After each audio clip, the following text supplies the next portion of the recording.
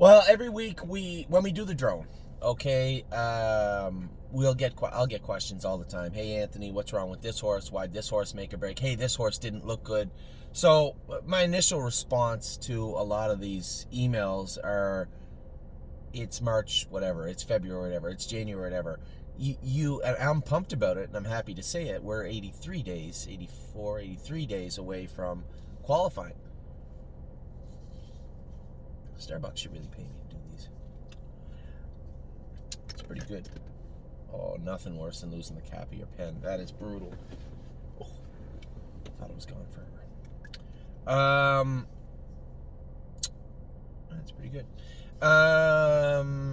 So I'm going to go over horses. I'm always dealing with these on a one-on-one basis, right? But truthfully speaking, there's probably people out there that are watching some of these horses that are saying, what's the problem with this horse? Why is this horse not coming forward? Looking at the pedigree or listening to what I have to say to them about them through over the winter.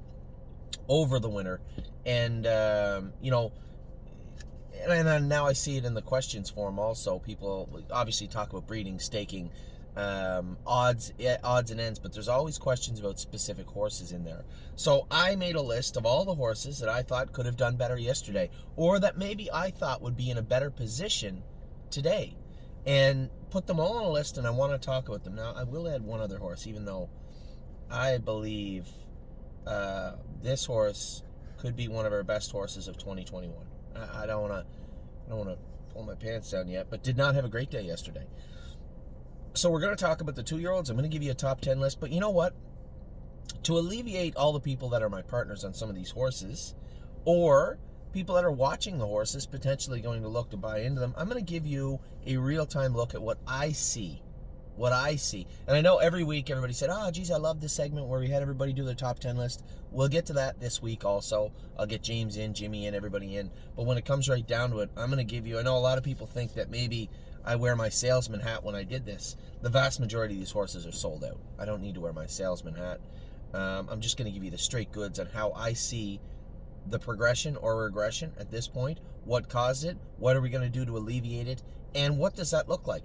So they're all in alphabetical order, except for the last one. Oh, okay. We're going to start with Better Be Sawyer. This is a filly that dominated through December and January. Made a couple of breaks, a couple of rough spots, and then yesterday looked outmatched. We were smoking on the end of it, and I think that Chris really just thought that she's so fast, he was just going to peel her off cover and she was going to smoke them. What they don't realize is pacers or trotters, when they really bear down for the last eighth of a mile on those training sets, you can't come from fifth to first. It's rare. That's why I made such a big deal about it when Bomb Hugger did it, 3 weeks ago. That's why I made such a big deal about it. I don't remember horses doing that, not coming from fifth to first. It does not happen. Not unless you're in a completely mismatched set, which she wasn't. So Better Be Sawyer has to put on some muscle, has to continue to do her work. Certainly doesn't mean that this isn't a nice filly. She's been a nice filly from day one. And I need everybody to understand, please understand, this is the stable.ca. We have to race against everybody else's horses, so it really doesn't matter how good our horses are right now. We have to race against everybody else's. So I think Better Be Sawyer is still a very useful filly, going to be a nice filly. Is she going to win the Roses Are Red? Probably not. And as I say that, I'm going to go over the staking again after yesterday and say, okay, let's take a sobering look at what we have and make some changes. I know Better Be Sawyer may have been paid into some added money events on the Grand Circuit level that we may take away. Don't expect this filly to put on pants that are bigger than hers. Just let her do her work. It's nothing better than having a very decent, honest, conservative filly that is consistently, or colt, that is consistently doing well at 2. So it gives me an opportunity, as I said, to take a sobering look at what we have. You're going to see some changes in the staking. Nothing wrong with Better Be Sawyer. I like this filly, but is she going to win the is she going to win the Roses Are Red? That's 3-year-olds. Is she going to win the She's a Great Lady? No, probably not. But that doesn't mean she's not a nice filly. So we'll look at it this way: no lameness issues, no soreness issues, no problems. I suspect when we get the corks off her, put a set of half-round, half-swedge shoes on her behind. For those of you horsemen out there, you understand what I'm talking about. Widens them out a little bit. Those little skips when she switches gear into top gear, probably that left or right hind leg coming up close to the front quarter. And That's where you see those skips. This filly doesn't look like she touches anywhere. Got a pretty decent, sizable burst of speed. So, useful horse. Nothing wrong with her. Just need her to progress and put some muscle on. Blue Bayou Dio. Got a lot of people say, geez, she gained that huge burst yesterday and then rolled off stride. What was that? Well, I can tell you what it was. She was in high gear and focused, and then when I throttled her back, she kind of had a look around, said, geez, there's the gate. Here's a big cloud of dust. And lost her train of thought for a minute and rolled off. Now, Blue Bayou Dio has an extremely huge burst of speed. The one thing that does concern me, she gets on the right line really hard in the turns. Had her to the vet, didn't find anything. Looking at her, how she's put together, just as a horse, I can tell you that her feet bother her a little bit. We can work on that. We don't have any added support right now, so probably going to put a bar shoe on her so you have a normal shoe. What I like to do with some of them is just put the bar right through the middle of the shoe, from the left side of the shoe to the right side of the shoe. A lot of the bars will go at the back of the shoe, either flat across the back or in an egg shape, as they say, an egg bar. But I rather like the ones that go right through the middle. So for those of you that are blacksmiths, I guess, like fourth nail hole, the third or fourth nail hole, the third or fourth, right through the middle of the shoe.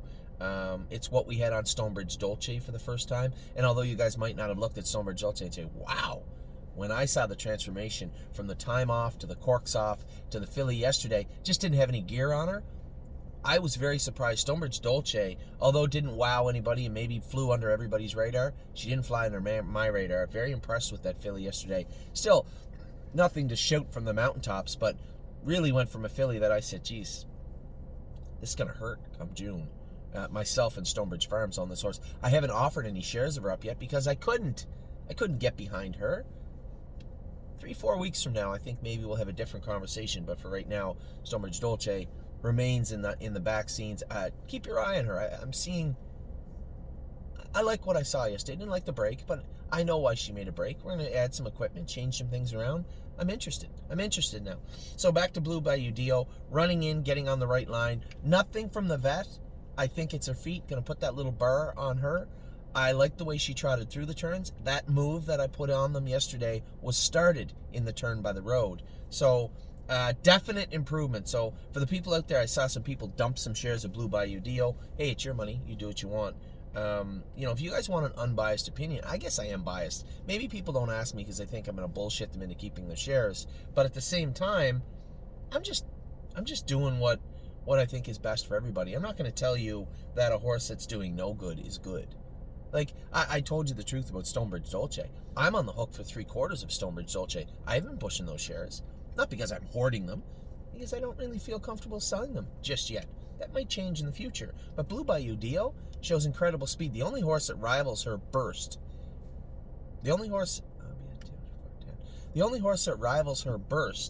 is, and doesn't rival her, beats her burst, is Bomb Hugger.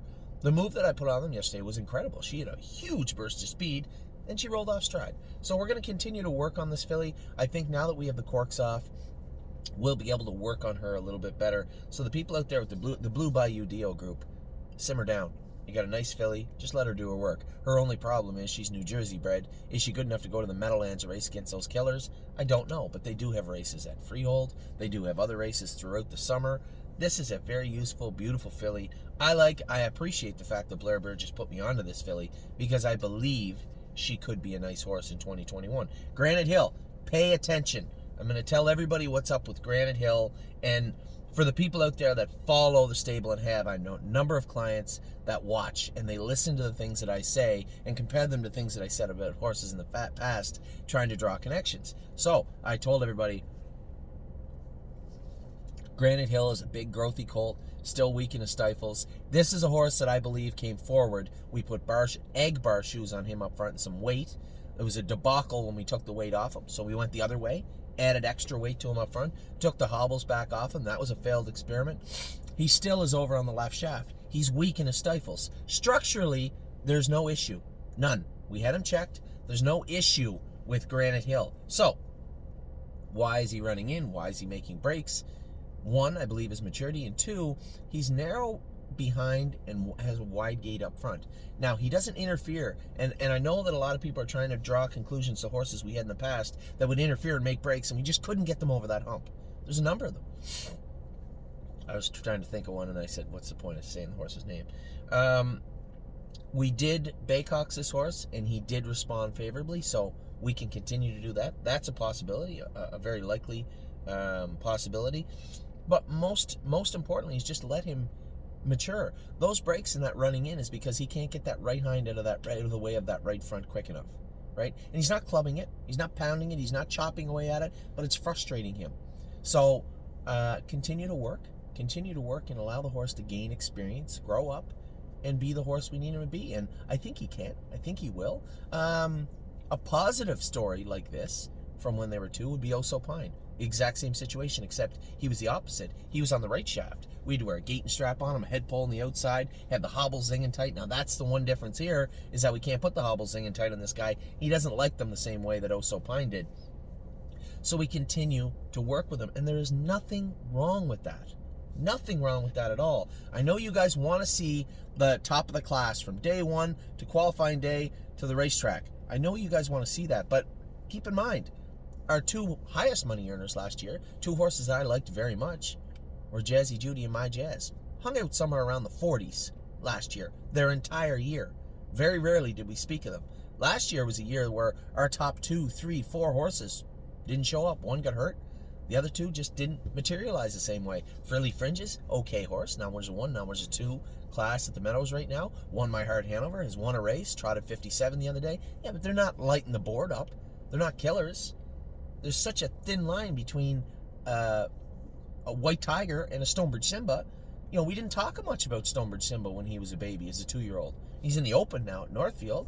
We talked about White Tiger. He equaled the world record at 2. He was a much better horse. But that line between what was White Tiger, wasn't it? Yeah, her lawmaker. No, I think it was White Tiger. That line between those 2 horses was razor thin. Yet one made lots of money and took a big mark and was talked about it too, and the other one was just an also ran. So understand that there's a very thin line between what Granite Hill could be, what he is, what he might be. But he's not a bad horse. Don't kid yourself. This is a horse that I think will be a stake horse. Will he be a Buckeye? Will he be a sire stake horse? I don't know, and I can guarantee you there isn't anybody on earth that can tell you that right now. Granite Hill has all the tools to still be a very good horse. You are just going to have to watch him progress in a very pedestrian manner, where you're going to see other horses come forward in a big way. Now, Harlan L. You don't really have to pay attention. It's not really changed. Harlan L gets into his knees. This is how Harlan L becomes the best Harlan L he can be. He needs to continue to work and work, put muscle on, put fat on, grow out his shoulders, and as we see a bigger Harlan L, we'll see a faster, more confident Harlan L. But you can still see he wants to compete. The one thing I love about this horse, he looks sour, but when Jimmy moved him yesterday, he was coming to me when he made the break and was going to go by me, I believe, and then made a break, just touched his knee. We're tinkering with his shoes. We will get him. But will he be an overnight horse? Will he be a sire stake horse? Will he be a stallion series horse? That will be up to Harlan L, but he is a useful horse also, and he will get there. Hill of Magic, a lot of people ask me, okay, so what's the issues with Hill of Magic? Left hind OCD we had taken out. That was obvious. Her right front knee was sore. This is important. She was working so hard to get her work done properly. She was taking a lot more weight on her right front from her left hind, and because of that, ended up with a little bit of soreness in that right knee. So the vet didn't even really believe we had to take the OCD out, but the argument was simple. If we take the OCD out, it relieves the pressure on the right front. Plus, the time off from healing from that OCD surgery will give that right front knee time to cool down. I think you're going to see the best Hill of Magic. It's March. I say April 15th. There's going to be people talking about Hill of Magic, and I'll be one of them. Kathy with an I don't know why I put her on the list. She won her set yesterday. She's been trotting great.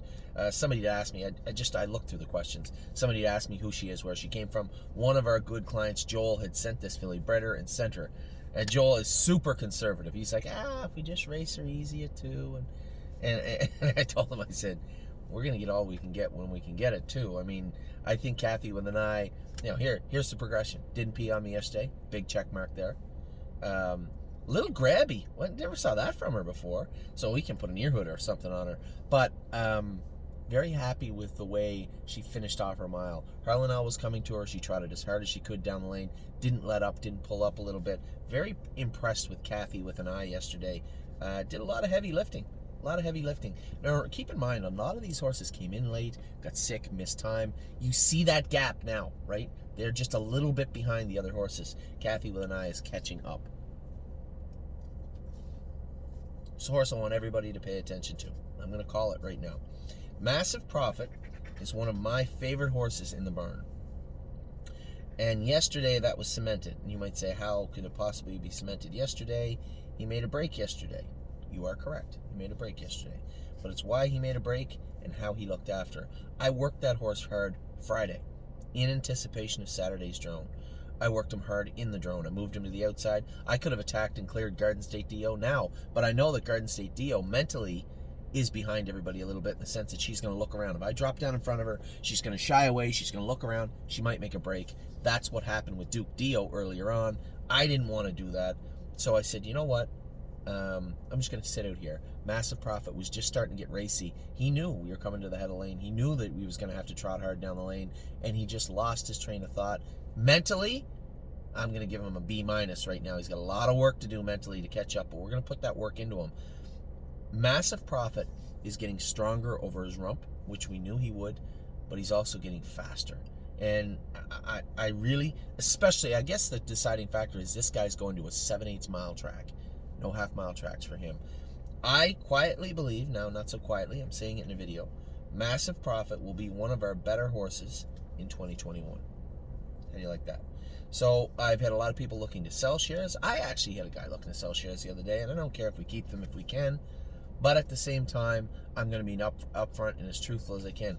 There are some horses that I believe are some of our best horses that are not on the top 10 list this week. They weren't on the top 10 yesterday. I can't put them on the list. But make no mistake, I'm going to talk about who I think is our best horse in the barn in 2021. Our best horse. My projections are this horse being the best horse. It's not Massive Profit. He's up there. But the horse that is my top pick is on this list here today, this explanation list, if you will. So it's a very important list, and I want you to understand why. Massive Profit, yes, he made a break yesterday, and it won't be the last break he makes, by the way. I can almost assure you of that. But I also think he's going to be an extremely productive horse in 2021 for us. That being said, the break yesterday was a mental mistake on his part and nothing more. He was just trying to do too much in the turn when he wasn't able and ready to do it yet. Very impressed with this horse's gait, though. Very fast horse, and I think he's going to be a nice horse for us in 2021. So, that's my first projection. I said a lot of these horses are nice horses. I like them. I gave you a path, how they get to the track and become horses. Massive Profit, my first projection pick of 2021. Matt's MVP. Every week we get people asking. I had a wonderful William, a wonderful email yesterday asking about could equipment change his gait. Here's the thing with Matt's MVP yesterday. Matt's MVP struggled in December. It was hard to watch him try and figure out how to use the hobbles and how to do his work. It was frustrating. But Matt's MVP is fast and strong and doesn't get tired. For the last 4, 5, 6 weeks, he's been flawless. Has not made a break. In fact, on Wednesday, he beat the hell out of everybody that was in with him. We eat good horses in there, too. The week before, we weren't able to drone him this time, obviously. And Matt's MVP had done well, all up until yesterday. They're stripping him in the Bastall. I looked down. His toes are too long. But as I said to you, yesterday was going to be the last frozen day, hopefully of the season, but definitely for the next 2 weeks. So we'd asked the blacksmith just to wait. Because the last thing I wanted was to go on the track Saturday and have it icy with a bunch of horses with no corks on. I would have had to scratch them. So we rolled the dice and said, okay, we're going to leave the toes a little long on Matt's MVP, but we're going to keep the cork on him. Turned out that was a mistake. He couldn't trot as well, which is good to know. Which is good to know also that he does not trot well with longer toes. A lot of trotters do. If you're a horseman out there, you know what I'm talking about. Horses don't trot. You usually just let their toes grow out, chop them off behind. Away you go. Can't do that now with Matt's MVP. So Matt's MVP likes to be on about a 3-week blacksmith rotation, 3 to 3.5 weeks. 3 5/8 would be his toes. So the literal length of his toe would be 3 5/8 inches. That would be optimal for him. Maybe 3 3/8 would even do, but 3 5/8 would probably be optimal. Looking back, his best mile was, Wednesday was good, but the week before, which would put him right around 3 5/8, I think. So 3 5/8, I'm going to guess his angle's 49, 50 degrees up front. This might all be French to you, but there may be some horsemen out there that are understanding what I'm saying. 3 5/8, 50, 49, 50 degrees up front, and a short toe behind, and I think Matt's MVP is not talked about any longer in this type of list. But no lameness, no soreness issues. Those of you out there worried about Matt's MVP, don't. Don't worry about Matt's MVP at all. He'll take the next 84 days to get this perfectly right. I guarantee you he will. Miss Mildred, not a big deal here. Miss Mildred, quietly amongst the top of the class, took an OCD out of her hock, opted not to train her yesterday just because we didn't have to, right? We'll get the cork off her, get her going. My only concern with Miss Mildred is she's missed a lot of training days. I know she's fast, I know she's strong. She's put in the jogging miles, but the training miles need to get in there also. So Miss Mildred, keep an eye on this. This is Sunshine Beach filly. She can fly. 1-2 Skip a Few made a break yesterday. A couple of my partners on 1-2 Skip a Few. What's wrong with her? Why is she regressing? She's not regressing at all. What happened was 1-2 Skip a Few tied up 2 weeks ago. Now, I was in quarantine. I didn't know. I knew. Amy told me, but I didn't know to what extent. We didn't draw the blood. She's a baby. We're just going to let her get over it. Yesterday, she wasn't pacey. She was running in a little bit, but I suspect that's because of up high behind where she would have stiffened up and tied up. I'll go with her Wednesday because I haven't sat behind her in a while, so I'll go with 1-2 Skip a Few on Wednesday. As I said to everybody, if we're marking intelligence in the barn, there isn't a smarter horse on the property than 1-2 Skip a Few. I can guarantee you that. She has mentally figured out what her job is. She struggled a little bit physically from time to time, but I still see a lot of progression. You might have seen yesterday as regression. I did not. This was a filly that made a break because she had every reason to make a break. She didn't make a break for any other reason than physically she wasn't 100% fit. That's all right. It's not the end of the world. So I think 1-2 Skip a Few. I'll go with her Wednesday, but I have no concerns with this filly. I don't know how overall fast she'll be. I think she'll be a sire stake filly. I think. Again, that's a stupid statement because I don't know how good everybody else's fillies are. But I know she got a beautiful gait. She got a great work ethic, and she's smart as a whip. I suspect that will drive her up into the top tier of the staking. But I might be wrong. It might be a fair filly. I don't know. But she is going to get to the races. Of that, I'm almost certain. Now, Procrastinator. Whew, okay, Procrastinator. This is our only down by the seaside horse. Highly anticipated, well-bred colt. A lot of people involved with this guy. I took him out of the Ohio sale because I didn't think he belonged in there. Do I wish I sold him now? No, I don't think so. But I do believe, I can't project this horse will get to the races and be a stake horse. I think is as much a chance because of the sheer size of this horse and how quickly he's growing. He may get to 20 and we may say, hey, the grass is green, now it's May. You know, it's end of April. Why don't we turn him out for 3 months? That may happen with Procrastinator, and I don't want people to take that as a dig on Procrastinator in any way, shape, or form. You know, we turned out Won My Heart Hanover and Frilly Fringes, although Frilly made a break the other day. These are two very useful horses right now. You know, I keep telling everybody, you know, I say this over and over again very regularly when the horses talk. You have to listen, and there's nothing wrong with them saying, hey, I need a little time. You know, we have a lot of money tied into Procrastinator, and just assuming that we're going to push and push and push and hope nothing happens, well, that's just a fool's errand. So Procrastinator is probably the first horse I would say may or may not race this season, but I'm happy with the way his gait looks. He does have some physical ailments, but nothing he can't overcome. So let's let the horse overcome. Let's let him do his work. So I think what we're going to do is probably train Procrastinator down 215, 220. This may anger some people, and I'm probably going to see a bunch of shares pop up on the for sale board. I might be wrong. He may come forward. The corks come off now. You know, this horse might come forward and race in June. I don't know. I'm giving you some projections, trying to explain what I see and what my expectations are, and then trying to explain those expectations. How do I expect to get to where I think I will be or should be? So when it comes to Procrastinator, I'm going over to the next 84 days with an open mind. Is he ready? If he's struggling, he's not ready, physically he needs to grow, out he goes. And that's where I'm at with Procrastinator. A horse that I get a lot of questions about. I think people just assume Rosie's Masterpiece should be the best horse in the barn. She's a good horse. No two ways about it. She can fly. Go back to open house day when I went with her. She can fly. No two ways about that. But she is a 2-year-old trotting filly. You can't push more than you're able to push. And every time you go there, you have to reevaluate the situation. Say, okay, what's she look like? What's she doing? And what are we going to do to address this and alleviate this problem?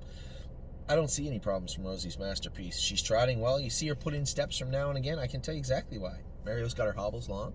You might say too long, but they don't have to be short right now. If she's going to do her work, let her do her work. So I'm not unhappy in any way, shape, or form with the way Rosie's Masterpiece looks right now. And anybody that is, I have to admit, some horses on this list and some emails I get, I think people really have to take a look at their expectations of these horses. If you think that Rosie's Masterpiece is going to win the Breeders' Crown in 2021, I think you may have a little bit of an inflated expectation of what Rosie's Masterpiece can and likely will do. Nice filly. Is she going to make it? Yeah, I'd say so. Is she going to be a stake horse? Yeah, I'd say so. Is she going to win the Breeders' Crown? Hold on. Just relax. Don't think that's going to happen. But nothing wrong with Rosie's Masterpiece right now, both physically or mentally. I see progression in this filly all the time. Stonebridge Acadi, his horse made a lot of breaks, and I've toyed with taking him up to the top barn. I may still do that. I still think he's putting in his work, so he's not really behind anybody. He just hasn't shown up and had that day where you're like, wow, where'd that horse come from? He hasn't had that day yet, but that day may come in the future. We'll see what happens with Stonebridge Acadi. I have no issues with Stonebridge Acadi. This is Stonebridge Simba's brother. I think he's doing everything Simba ever did it too. Simba used to run in bad, get out of gear sometimes. You know, I really like Stonebridge Acadi. Just give him time. You guys have to understand, and I need to reiterate this and reiterate this. It is March 7th. March 7th of their 2-year-old season. So just pump your brakes when it goes to, oh, the horse looks terrible, or what's, not that anybody did, but this horse looks terrible. What's wrong with him?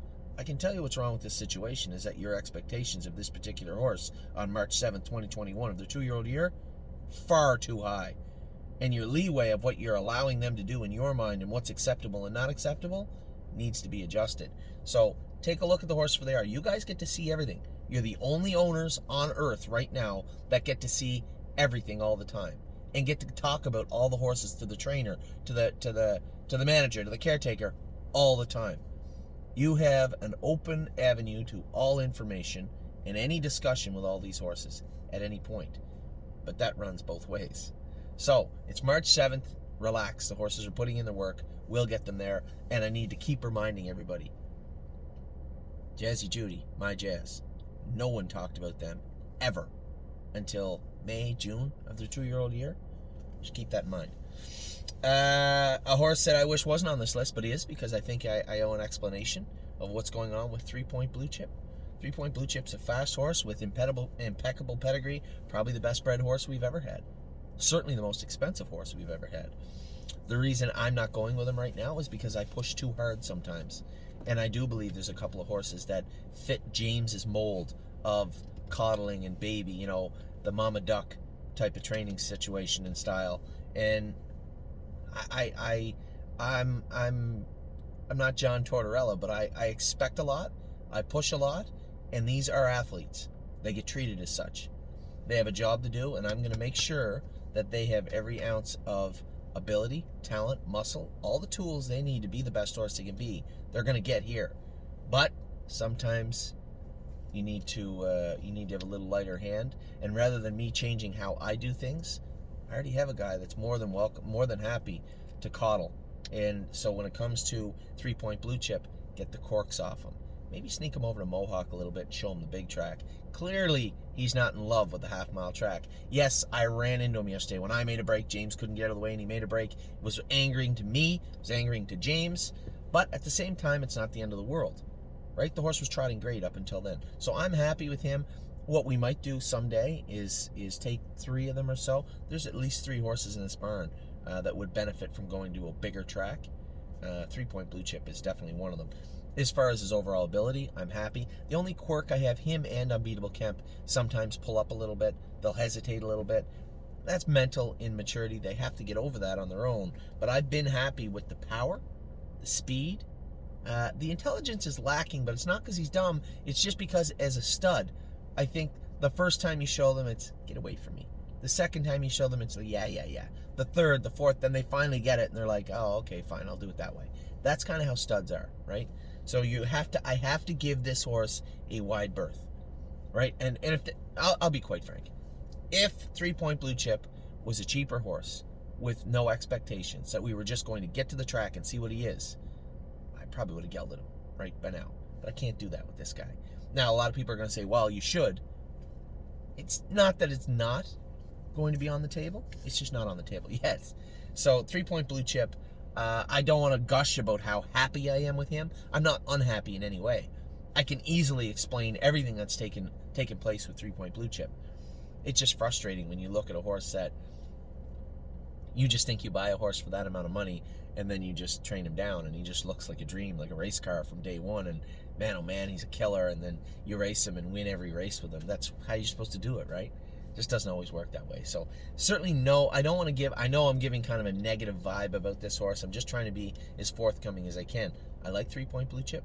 I think he's got a very bright future, but he does got a lot of work to do, right? Mentally, more than anything, got a lot of work to do. I think that will start when we get the corks off of him and let him start coming forward and mature physically and mentally on his own. Take a couple of days. Sneak him over to Mohawk. Train him with a couple of the other babies. I think that's definitely an option also. So 3-point blue chip, he did belong on this list. Got a lot of people asking. Break yesterday, okay, I get it, but he's made breaks. He hasn't been a killer since day one. What's your take on 3-point blue chip? Nice horse, well-bred, coming on. Let's see. And that's where we're at with him. And I didn't want to have a gushing review about him and have people say, well, you're bullshitting us. I didn't want to have a negative review. I feel now that I've said it, it looks negative. It's not, but we do got to let the horse become the horse. A number of horses on the same massive profits in the same way, right? Horse I just told you, I think is one of our best horses in the barn, right? Matt's MVP, same thing, making breaks, lots of talent. When you extrapolate that to a world-class pedigree and a horse going to New Jersey, yes, but I still have to be guarded. I still have to be fair. Tie one on. Won her set on Wednesday, won her set on Saturday, was third locked in yesterday. I thought she did her work well. This affiliate that's made breaks and has been behind, has got to play catch up. She's 3-4 weeks behind everybody else. So there's no real concern here. I think she did everything right yesterday. I think she's done everything right for a while. But she is 3-4 weeks behind everybody else. So I think we're going to start talking more positively about her when we get near the April 15th, May deadline. I think then you're going to say, tie one on, looks good. Much like her sister did last year. Twin B Habanero, this is a giant colt. His feet bother him. He's off a little bit right front. Him, Duke Dio, maybe 3 or 4. I want to get their knees looked at to make sure we didn't miss anything. I've already had them looked at once. And they got clean bills of health. Okay, I want you to look again. So I want to make sure we're not missing something. This time last year, we had some real issues where we had a line in her knee, bad knees, horses making breaks, soreness. It was a bad year last year as far as that goes. They all recovered and ended up making it to the races, but we want to try and skirt that time frame again this year. So Twin B Habanero went a mile in 2:38, which is like 14 seconds faster than he's ever gone in his life. So a good mathematical mile for him yesterday. He's putting in the work. He's doing it right. James was happy with him yesterday, but he does say he's on that right line, Anthony. He does look a little off right front. So let's have a closer look at Twin B Habanero. This is a horse we got quietly have high expectations for. I expect he'll come forward in a big way now that the corks are off. Keep an eye on him. Twinkle in her eye, just immaturity, just making breaks. Typical Bettor's Delight. I mean, this is a well-bred filly. I suspect if we asked the person that trained the full sister down, we'd probably get the same report from April and March of her 2-year-old year also. I don't see anything wrong with this filly. I am thinking about taking her up top to get a closer look at her for the next couple of weeks. We'll see how that plays out in the next week. And then I told you I was going to do it. I don't know how much time I have left on my video. Will to win Hanover. I made a couple of projections. I made one with massive profit. Will to win Hanover, I believe, is the best horse we have. I believe she has the most to offer. I believe she's progressed in a huge way. I think James has done a fantastic job with this filly. Yeah, she made some breaks yesterday. We'll get her past that. I'm certain of that. And there might have been frustration more than anything. Plus, she had long toes. I flipped the coin, and I had them shoe her on Friday. So they actually took a lot of toe off of her on Friday. For those of you that are horsemen out there and you know you chop the toes off trotters on Friday, what do they do on Saturday? Just raise your hand. They break. So, will to win Hanover. Nothing she is doing negatively right now concerns me at all. All I see is a wiry, powerful, strong, beautiful filly that is extremely well-bred with a full brother who is a world champion that's trotted in 49. This, I believe, my projection for 2021, and I might have egg on my face in 2022, Will to win Hanover, I think, is our best horse right now. Just right now, this second. That may change in a month.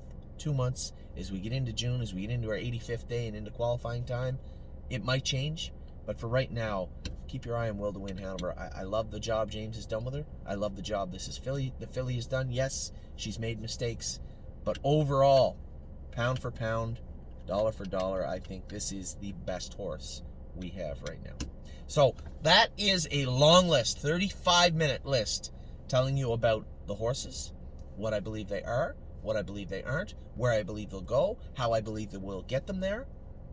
There shouldn't be any more questions. If you have any more questions about any horses that aren't on that list, you're asking the wrong questions. So that is a list. I don't know what I'm going to call it yet, but it's important that we talk about what isn't going right and how we're going to make it go right.